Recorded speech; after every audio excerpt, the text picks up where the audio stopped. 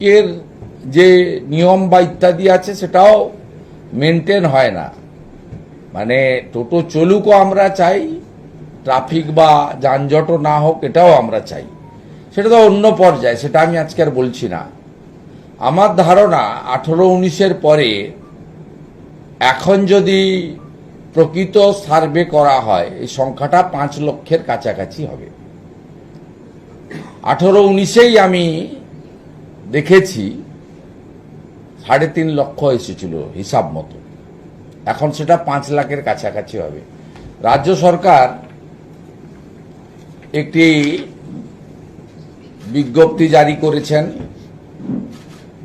অনলাইনে কতগুলো ফর্ম ইত্যাদি তারা দিয়েছেন। এটার সঙ্গে দুটো বিষয় মূলত যুক্ত রয়েছে। একটা বিষয় হলো 8 লক্ষ কোটি টাকা ঋণ করা রাজ্য সরকার টোটোগুলিকে রেজিস্ট্রেশনের নামে টাকা তুলতে চায়। ফিজ নির্ধারিত করা হয়েছে রেজিস্ট্রেশনের জন্য 1000 টাকা। 5 লক্ষ গুণিতক 1000 অ্যামাউন্টটা নিশ্চয়ই ছোটখাটো অ্যামাউন্ট নয়,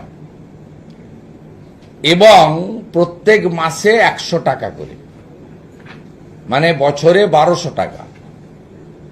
এই দেউলিয়া সরকার 5 লক্ষ গুণিতক 1200, এটাও অ্যামাউন্টটা খুব ছোটখাটো নয়। এই পথে ডিয়ার লটারি, মার্টিন লটারি, যাকে ভাইপো লটারি বলা হয়, তার সেল কমে গেছে। ইডি সিবিআইয়ের গুঁতোতে চিটফান্ড বন্ধ হয়ে গেছে। এখন রাজ্য সরকার মূলত মদ নির্ভর। 20,000 নতুন মদের দোকান দিয়েছে।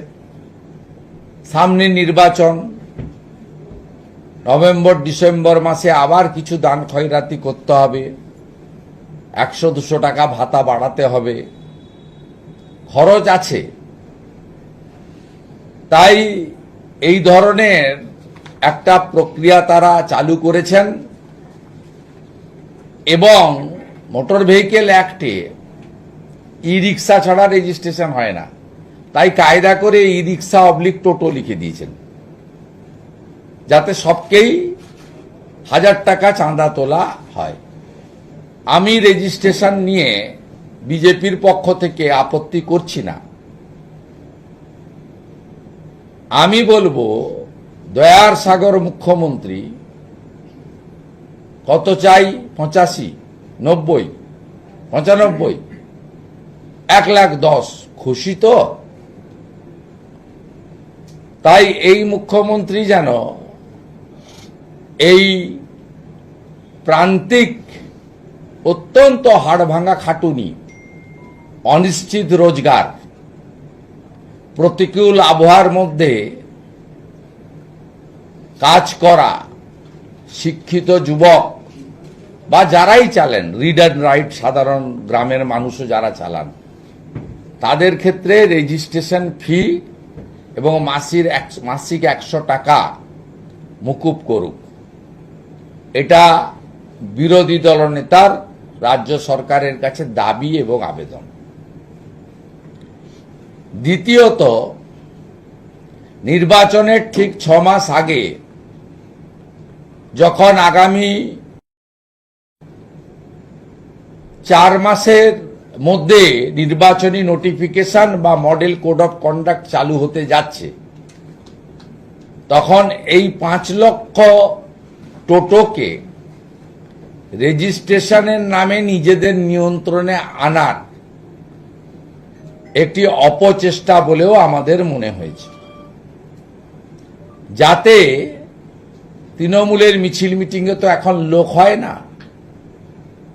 আজকে মুখ্যমন্ত্রীর সুকিয়া যাওয়ার পথে গাড়ি থেকে না নেমে মিরিকে যাওয়াতে দেখেছেন রাস্তার পাশে বা ওই এলাকায় কোনো লোক ছিল না।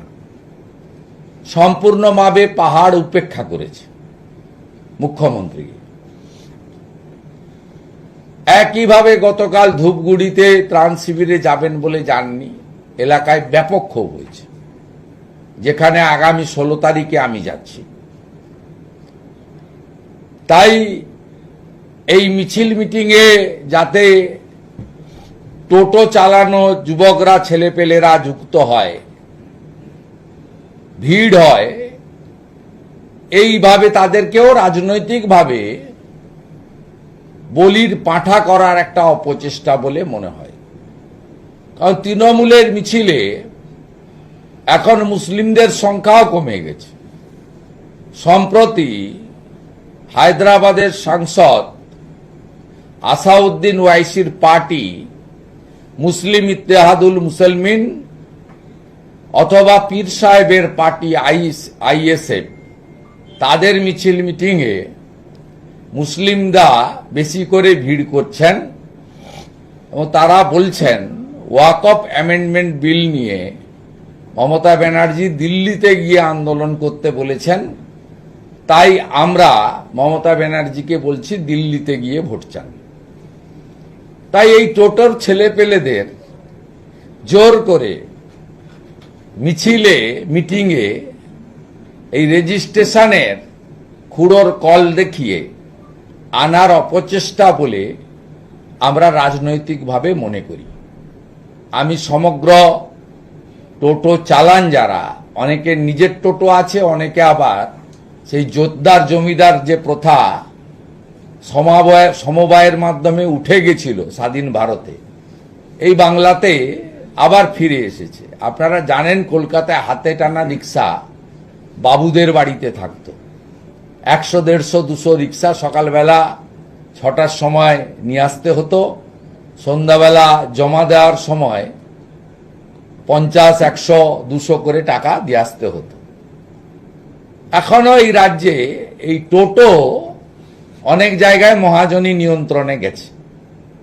যাদের অনেক পয়সা আছে, বৈধ বা অবৈধ, তারা 100, 150 টোটো করে রেখেছেন। সারাদিন টোটো চালানোর পরে কোথাও 100 টাকা, কোথাও 200 টাকা মহাজনকে দিয়ে আসতে হয়। তাই মমতা বন্দ্যোপাধ্যায় অনেক কাজ করেছেন, তার মধ্যে এই মহাজনী প্রথা, জোতদার জমিদারের ব্যবস্থাপনাও, হাতে টানার রিক্সা হয়তো উঠে গেছে, সামান্য 2-4টা চোখে পড়ে, কিন্তু এই টোটোর মাধ্যমে সেই প্রথাও অনেক জায়গায় তিনি ফিরিয়ে এনেছেন। তাই দয়া করে এই যারা কায়িক পরিশ্রম বা কৃচ্ছ সাধন করে নিরুপায় হয়ে নাই রাজ্যের বাংলাতে টোটো চালিয়ে সংসার প্রতিপালন করছেন, তাদেরকে রেজিস্ট্রেশন করুন, রেজিস্ট্রেশন ফি নেবেন না। মাসে 100 টাকা অর্থাৎ বছরে 1200 টাকা নেবেন না। রাজনৈতিক টুল হিসেবে ব্যবহার করবেন না, এটা সরকারের কাছে দাবি এবং হুঁশিয়ারি। আর টোটো চালকদের কাছে পরিষ্কারভাবে বিরোধী দলনেতার বক্তব্য যে প্রধান বিরোধী দল ভারতীয় জনতা পার্টি আপনাদের সঙ্গে আছে, আপনারা 1 টাকাও দেবেন না। আপনারা যে কোনো ধরনের সাহায্য চাইলে বিজেপি এবং বিজেপি মনোনীত বিরোধী দলনেতা সেটা করবে। আমি সব জায়গায় বলি, আমার পার্টি, আমার নেতারা আমাকে শিখিয়েছেন যে রাজ্য সরকার এবং রাজ্যের শাসক দলের দ্বারা অত্যাচারিত, বঞ্চিত, পীড়িত যে কোনো লোকের পাশে বিরোধী দলনেতা দাঁড়াবে। এটার নামই হচ্ছে লিডার অব দি অপোজিশন।